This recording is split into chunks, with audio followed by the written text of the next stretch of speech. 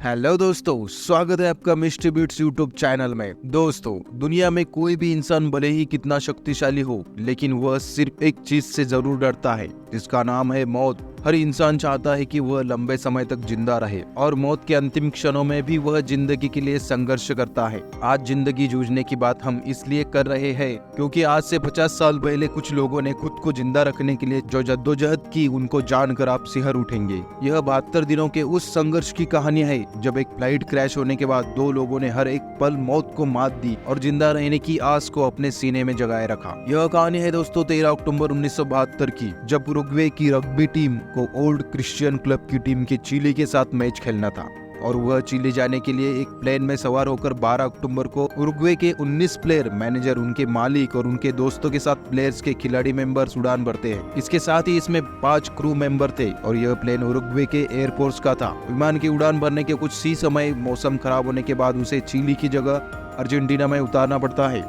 यहाँ पर रुककर मौसम साफ होने का इंतजार किया जाता है और अगले दिन यानी कि 13 अक्टूबर 1972 यहाँ से चिली के लिए उड़ान भरते हैं। विमान 2:18 पर उड़ान भरता है और यह ग्लेशियर से होकर गुजरता है। विमान के पायलट को यहाँ से 29 बार गुजरने का अनुभव था, लेकिन उनकी जगह पर को पायलट विमान उड़ा रहा था और मौसम भी खराब था। को पायलट ने तूफान को पार किया और चिली के सेंटियागो एटीसी को संपर्क करते हुए विमान उतारने की इजाजत मांगता है। हालांकि सेंटियागो एटीसी पायलट की बात सुनकर हैरान हो जाता है क्योंकि उसे रडार पर फ्लाइट नहीं दिख रही होती है, लेकिन तभी को पायलट विमान को नीचे करता है और विमान एंडीज पहाड़ी की चोटी से टकरा जाता है और इसका पिछला हिस्सा टूट जाता है। इसमें पीछे बैठे 2 क्रू मेंबर और 3 मुसाफिर उसके साथ ही नीचे गिर जाते हैं। इसमें उड़ान के दौरान 45 लोग थे और 5 के नीचे गिरने के साथ ही 40 लोग रह जाते हैं। विमान पहाड़ी से टकराते हुए 200 मीटर तक घसीटता है और वह 2 भागों में टूट जाता है। इस हादसे में पायलट की मौत हो जाती है और को पायलट फंस जाता है। विमान में 12 लोगों की मौत हो गई थी, लेकिन 33 लोग अभी भी जिंदा थे। लेकिन अगले दिन 5 अन्य लोग की मौत हो जाती है। एटीसी की रडार से विमान के गायब होने के अगले दिन ही 4 विमान सर्च ऑपरेशन में लग जाते हैं, लेकिन कोई सफलता नहीं मिलती। दूसरे दिन 3 देशों के 11 विमान सर्च ऑपरेशन के लिए निकलते हैं और क्रैश विमान के कुछ लोग उनको देख भी लेते हैं। वह सर्च फ्लाइट को देखते हुए चिल्लाते हैं, पर बर्फ होने के कारण ऊपर उड़ रहे विमान उनको नहीं देख पाए।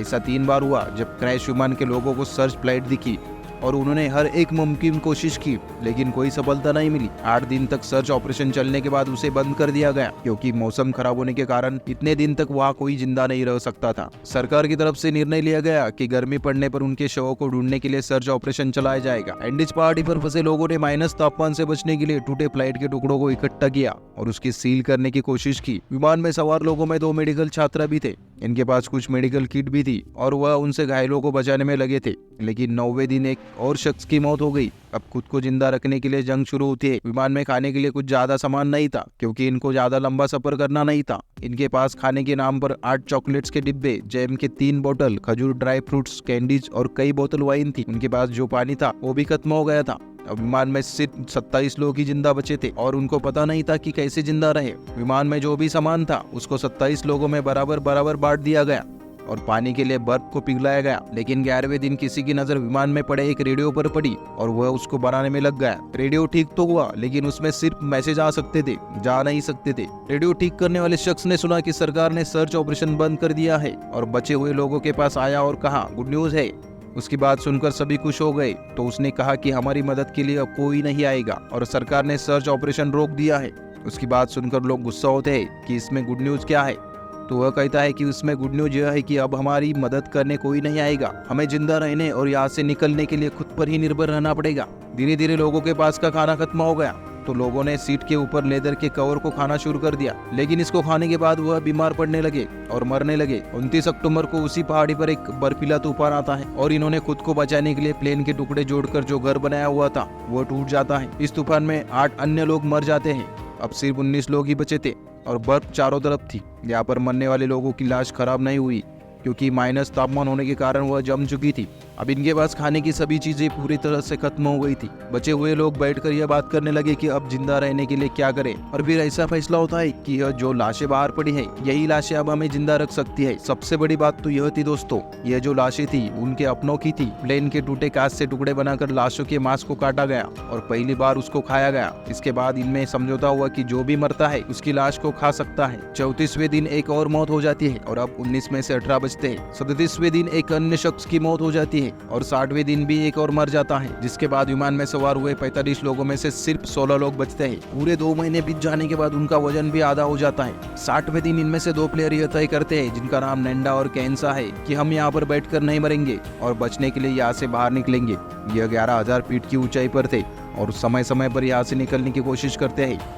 एक तीसरा शख्स भी इनके साथ शामिल हो जाता है। बर्फ ज्यादा होने के कारण हाथ पैर को गलने से बचाने के लिए फ्लाइट की सीट के कवर और दूसरे सामानों को मिलाकर ड्रेस तैयार करते हैं। लाशों के कपड़े उतारकर पहनते हैं और यहाँ से निकल जाते हैं। फैसला यह होता है कि यहाँ से पश्चिम की तरफ जाएंगे और यह 3 दिन तक चलते हैं। 3 दिन के बाद उनके पास इंसानी मांस जो खाना था वह खत्म होने लगता है। ऐसे में यह तय किया गया है कि तीसरा शख्स लौट जाएगा। वापस जाने के लिए रास्ता काफी आसान था क्योंकि यह पहाड़ चढ़ रहे थे। ऐसे में वापस जाना आसान था और यह लोग 3 दिन के सफर में जहाँ पर पहुंचे थे, तीसरे शख्स को वहां से वापस लौटने में सिर्फ 1 घंटा लगता है। वह टीन की एक चद्दर पर बैठकर वापस आ जाता है। इन दोनों को चलते चलते 8 दिन बीत गए और इनमें से एक शख्स को ऐसी पहाड़ी दिखती है जिस पर बर्फ नहीं थी। ये उसकी तरफ चल दिए और 10वें दिन वहां पर पहुंच जाते हैं। यह दोनों 21 दिसंबर को वहां पर हरियाली और गाय देखते हैं। दोनों लगातार चले जा रहे थे लेकिन बोलने की हालत में नहीं थे। दोनों चलते चलते नदी के किनारे पहुंच जाते हैं। तभी इनको दूसरी तरफ 3 लोग दिखाई देते हैं। ये दोनों पूरी जोर से चिल्लाते हैं लेकिन नदी के पानी के शोर में उनकी आवाज दब जाती है। तभी अचानक उन तीनों में से एक शख्स को कुछ आभास होता है और वह देखता है। वह शख्स भी कुछ बोलता है लेकिन पानी के शोर फिर आवाज को दबा देता है। ऐसे में वह शख्स एक पेंसिल और कागज को एक पत्थर के टुकड़े में बांधकर इनकी तरफ फेंकता है और उसने इनकी जानकारी इनसे पूछी। इन्होंने उसमें लिखा कि हम उरुग्वे के वो रग्बी प्लेयर है जिनकी फ्लाइट क्रैश हो गई है। हमारे साथी अभी भी जिंदा है और मदद की आस लगाए बैठे हैं। हम दोनों उनके लिए मदद लाने के लिए आए हैं। आप हमारी बात को सही लोगों तक पहुंचा दे ताकि हमको मदद मिल सके। वह शख्स पढ़ता है और कहता है टुमारो। अब उन दोनों के लिए यह रात काफी लंबी होने वाली थी। अगले दिन वहाँ की पुलिस तक ये बात पहुंचती है। चिली अथॉरिटी वहाँ पर भाग कर आती है और इन दोनों को वहाँ से पिक किया जाता है और अस्पताल ले जाया जाता है। इसके बाद इन दोनों को लेकर 3 हेलीकॉप्टर जाते हैं। वहाँ पर सिर्फ एक चॉपर उतर सकता है। ऐसे में सिर्फ 7 गंभीर लोगों को ही चॉपर में लाया जाता है, बाकी को अगली सुबह वहाँ से लाया जाता है। जब उनसे पूछा गया कि आप कैसे जिंदा बचे हैं तो उन्होंने सच्चाई बताई। हालांकि यह पता चलने के बाद उनकी काफी आलोचना हुई, लेकिन फिर इन्होंने बताया कि हम सभी के बीच समझौता हुआ था कि अगर हमारी भी मौत हो जाए तो आप हमें खा सकते हैं। तो दोस्तों, ये था इतिहास का सबसे भयानक हादसा जिसमें जिंदा रहने के लिए अपने ही लोगों को काट कर खाना पड़ा। ये इतिहास के सबसे भयानक हादसे में से एक हादसा माना जाता है। तो दोस्तों, आपको क्या लगता है कि इस हादसे के लिए कौन जिम्मेदार था? आप अपनी राय कमेंट बॉक्स में बता सकते हैं। और जी हाँ दोस्तों, अगर आप चैनल पे नए हैं तो लाइक कीजिए, शेयर कीजिए, सब्सक्राइब कीजिए और बेल आइकन दबाना ना भूलिए ऐसे ही रहस्यमय और सनसनीखेज वीडियो सबसे पहले देखने के लिए। तो मिलते हैं दोस्तों अगले ऐसे ही किसी रहस्यमय वीडियो के साथ। तब तक के लिए जय हिंद दोस्तों।